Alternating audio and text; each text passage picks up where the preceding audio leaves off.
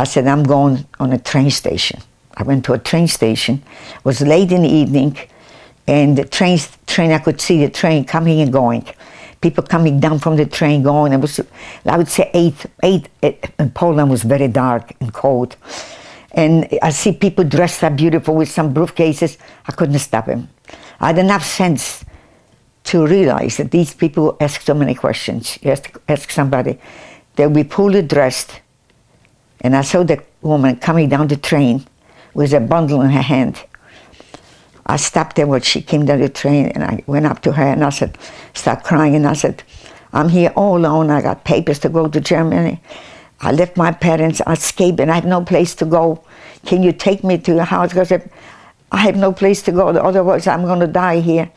So she says, you know, I was so young. When I was 15, I looked like I was 12. So she said, oh, okay, child, you come with me. She never asked that I was Jewish. She never suspected. And she took me in. She lived in one little room. She had one room, and she's a widow with a son. She says, I am a poor woman. I wash clothes for different people. You can't stay here but so much because I don't have any food for you. Well, in the middle of the night, I remember when she was asleep and her son was asleep, I would get out from my bed. A bed I was laying like almost on the floor, and would pick up some of the potatoes that she had cooked there and quietly eat under the blanket. And like I say, it was tough over there. 2 weeks were very tough. But she was good to me, and she felt sorry for me. And one day she came, she says, Wanda, I think I have very good news for you. I said, what is it? I think I might have a job for you. I said, oh my God, a job? What kind of job? I said, you know, I do those washing for the young couple.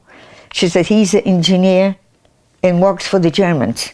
He drives a truck for the Germans, and so there's plenty of food in the house.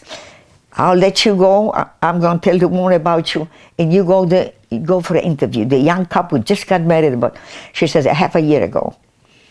Here I went to her place. I couldn't believe it.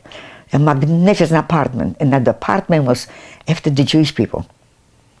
You know, but there was in Warsaw there was a ghetto, the Jewish Warsaw ghetto. That was very famous, and they had the apartment after the Jews. It was so gorgeous. I have to tell you, even now when I think about it, everything one floor, gorgeous rooms, flowing one room to another. That's what they had. They had 3 gorgeous bedrooms, magnificent. I walked in here and I see this woman. I'll show you a picture of her, gorgeous. 5'8" or 5'9", tall, slender, gorgeous hair. I was struck by her beauty. She says, what is your name? I said, my name is Wanda. What are you doing here? Well, I said, I came from a very small village from Żarnów. And I told her real quickly. She said, I didn't even speak too much. You're hired. She hired me on the spot. Never asked too many questions, except, you know, where I'm from, and that's it. And I stayed with her almost 2 or 3 years with this woman. She was very intelligent. Her parents were divorced, but before the war, they owned a what do you call, coal mine. Highly intelligent. In Poland, they had 2 classes. Either you were very intelligent, or you were, like, there was nothing between. She belonged to the aristocracy of Poland, at Warsaw. And being there, she was very good to me. I never lacked any food, because, like I said, he worked for the Germans. He was driving trucks, deliver food to the German Wehrmacht. Wehrmacht is the army.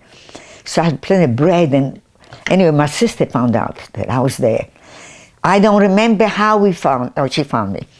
And she would come to me, and I'll give her food, and I give her bacon, and anyway, I lived. Which sister was this? My oldest.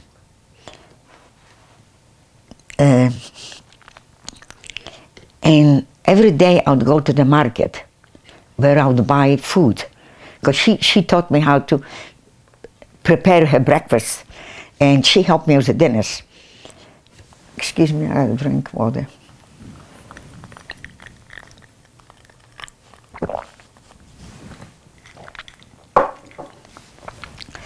Every day I would go to the market to buy groceries because, you know, they didn't have refrigeration.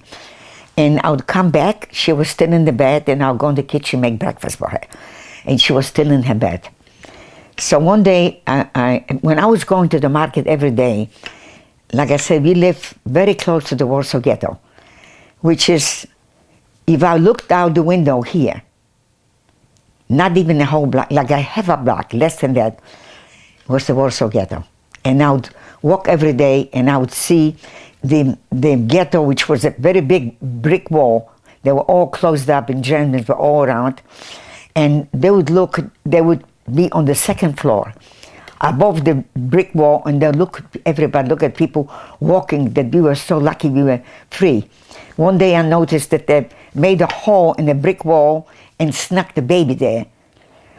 But every day I was walking, I saw the poor Jews dying there from hunger. I couldn't do anything. I keep on going. One day I walk in the street and I see somebody that I recognize, but I pretended I didn't see. I continue walking.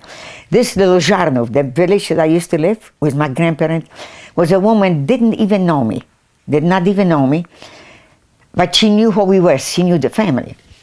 She followed me. I was not aware that she followed me. I just, you know, she looked at me, I looked at her, and that's it. But I never realized that she followed me. So one day I come home, open my door, and we had a very long corridor, like a hallway.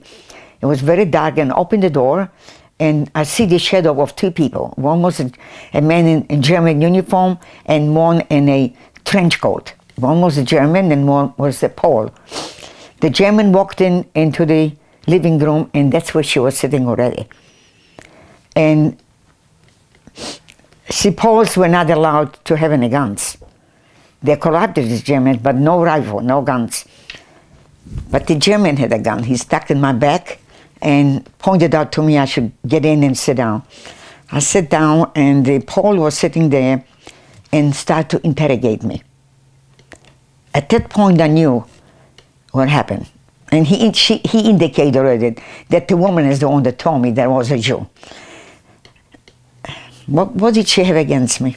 What? I never did anything wrong to her. But she couldn't stand it that the Jew was still alive. See, there's so many people, so hateful people. Started asking me question, what is your name? In real Polish. I said, my name is Wanda Kazusek. Where were you born? All these questions, of course I knew. Do you go to church? I said, I go to church. How often you go to church? I go to church every week. When every week? Sunday. You ever go to communion? I said, yes, I go to communion. What do you do when you go to the communion? I said, I didn't know. I knew the prayers, but see, I never learned, I never knew what to do. And he said to me, when you go to the communion, who is there? Is the priest there? I said, yes. Does he give you something to eat? I knew at this point, I didn't know the answers, and I knew this is the end of me. I was so already frightening. She says, does he give you food to eat? I said, yes. Like what? Does he give you wine to drink? I said, yes. I didn't know. Then he says, get up. Get up. You're a Jew, and you know what your fate is. You're going to be shot. Put your clothes on. When he told me that, put your clothes on, I started screaming and crying, and the woman, while he was interrogating me, this woman was talking, her name was Janya. She was talking to the German. He was very impressed with her. She had a very beautiful baby grand piano. I remember now, beautiful long nails, gorgeous jewelry. She was a very aristocratic woman. And she said, wait a minute. I know this child. Can't you see that the child is nervous? See, when I was 15, she was 23. She was gorgeous, or maybe 24. And he says, don't you see she's nervous? Wanda, tell her your prayers. You go to church every week. Then I start saying my prayers, got to remember that. Wanda, go in the kitchen, show them the letters that your mother sent it to you. See, my sister started writing letters to me. So would not be any suspicion there. So she used to write to me, my dearest daughter, I miss you so much when you're coming home. Go show your letters. So I went show the letters. I know this child. I guarantee that she is not a Jew. She took all her jewelry, I mean, if this was not a miracle, then that God was not there to protect me, then what is it? She took all her jewelry, put it on the table. I guarantee you that the child is not Jewish. You know, they were so convinced what she said that they got up and said, look, they believed her. Because why would she risk her life for me? Every Pole that was hiding a Jew was automatically put to concentration camp. He says, you know what, Wanda? We know where your parents are. We know to find you. We're going to write to your parents and see whether there's such a thing as Wanda Kazusek. And they left.